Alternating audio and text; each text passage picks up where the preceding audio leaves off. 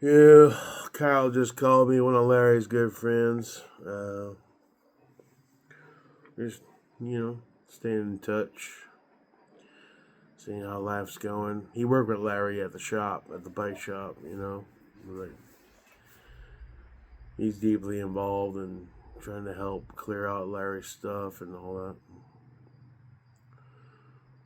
that. Yeah.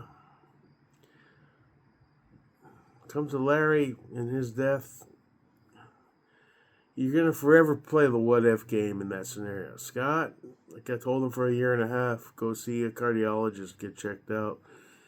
Worst case, you need a bypass surgery, and it sucks. And we all hate going to doctors, but just do it. See what's up. Go through the suck. No matter what happens, after you heal up and how brutal it is, you'll still fucking be here.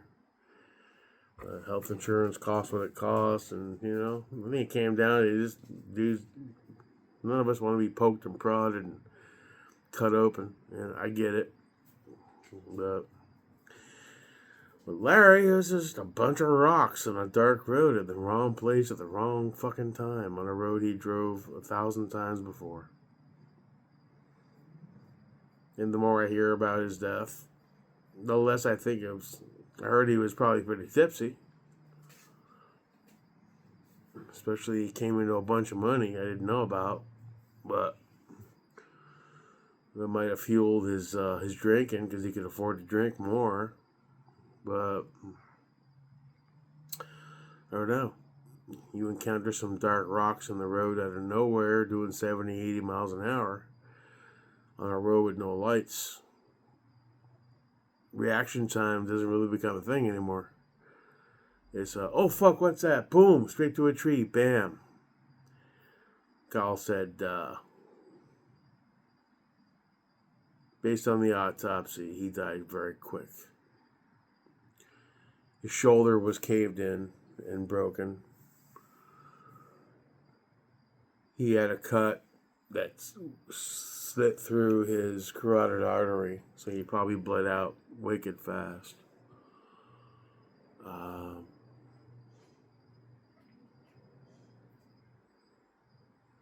There was somebody who didn't see the accident, but they came up upon it just enough in time to know there's a biker on the road incapacitated, and he called the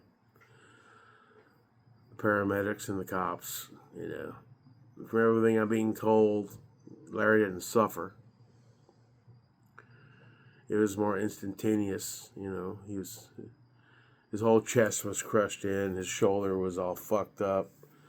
Laceration. Sounds like that's what killed him. Whatever he hit the tree, I guess it sliced open, and he just bled out with a quickness. So odds are he was incapacitated from the hit, and he died really fast after. That's what I'm gauging from what I'm being told.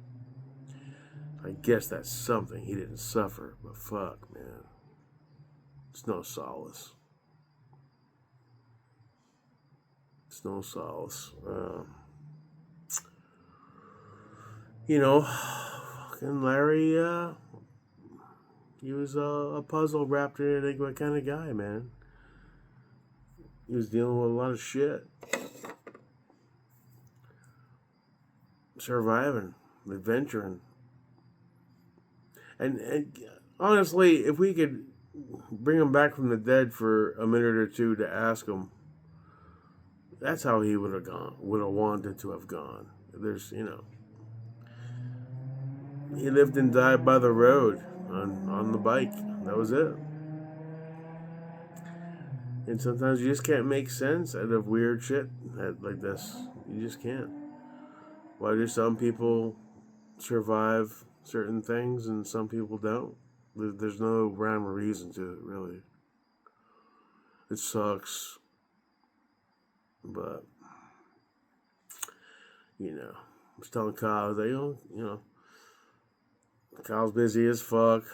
You got some new kid in there that they're trying to train up, and he's working there with the ghost of Larry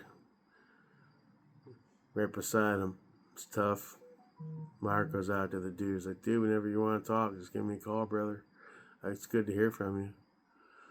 And I like to still get to know Larry's other friends, his lifelong friends from New Jersey that moved down here. You know, everyone's got lives and stuff going on, but I like to stay in touch with them as much as I can. You know, losing people you love is never easy. If it's an older family member who fights cancer and eventually succumbs, it's one thing. When it's a younger person that dies from a traumatic event, it's a different vibe. Either way, they're gone. And you try to make some sense of it. And you do the what if game for a while. None of that fucking matters. It really doesn't. So, because nothing's going to change the outcome. We can play the what if game like, well, what if this? Well, what if that? Doesn't matter. They're still gone.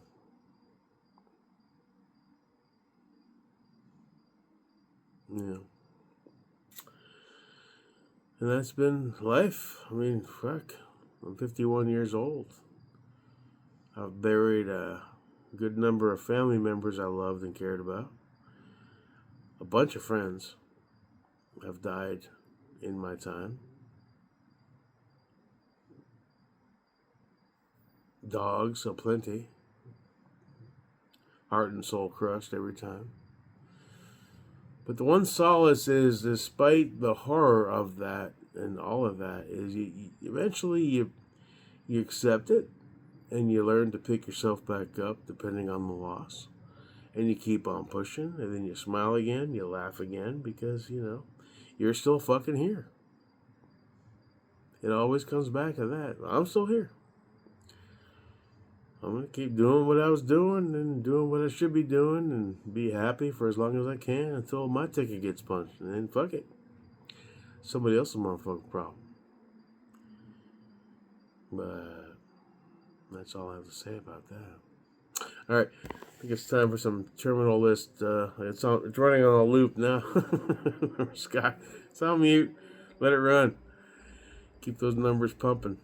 I hope Charlie's doing okay. I don't check in with Charlie enough, but, I give him his space. And I should text him. Hey, Charlie, just checking in, man. How's life? How you doing? You okay? Can I help in any way? I live down the street. I don't know what's going on with the house or Scott's vehicles, if he needs help. I'm sure he's got people in his ear left and right, so he doesn't need my input, but, God, I miss my boys. I just really miss them. You take things for granted. And then things change, and you're like, fuck. Should have reached out more. Should have tried harder to stay in touch the last 6 months. Should have given them shit when they don't want to go shoot, or giving them shit like, let's go have lunch, man. Let's go to the beach. Let's have a cocktail and an appetizer and just watch the waves crash and just talk shit, The shoulda, woulda, couldas. Those are the worst. But I'm still here for now. And the band plays on and stuff. Keep on keeping on is the goal and the vibe. Stay alive one more fucking day to do some more cool shit one more fucking time. And keep on pushing, brothers. That's all we got. Alright, we're going to go try to watch Terminal List Dark Wolf for the 18th time and not get bored and switch back to the original. It's cool. It's, same good, cool vibe. Jack Carr is the author. He does good shit. I don't know. Hi, Ozzy. He's a pretty boy. He's a daddy pretty boy. And there's a man. Pretty soon you might have a new little brother. I don't know. Should I get him before you go off to Ohio to be with Bear Bear? I can't handle 3 dogs at once, man. Plus, this Ozzy's got a mean streak, so if I get a puppy, he pretty much guaranteed he's gonna go after his ass. Yeah, he's a pretty boy. Daddy loves you very much. Okay. Till the next time, you're a tipsy boy, Jake America. I've been drinking a little more than I used to, but, been dealing with shit, so fuck it. Plus, when stuff goes on sale, you buy cans and bottles. We got like 80 fucking beers in the fridge. Celebrate. America, one last time. Good night.